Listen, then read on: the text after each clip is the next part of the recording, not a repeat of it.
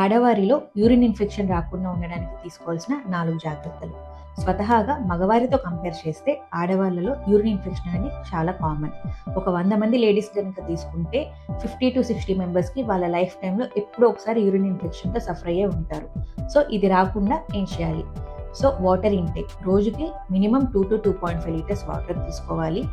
And యూరిన్ని ఎక్కువసేపు hold చేసి ఉంచకూడదు. సో ముఖ్యంగా వర్కింగ్ ఉమెన్ వాళ్ళ ఆఫీసుల్లో కానివ్వండి, బయట వాష్రూమ్స్ ఏదైనా యూరిన్కి వెళ్ళకుండా అంతే హోల్డ్ చేసి ఉంచుకుంటారు. దీనివల్ల బ్యాక్టీరియా గ్రోత్ ఎక్కువయ్యి యూరిన్ ఇన్ఫెక్షన్ రిస్క్ పెరుగుతుంది.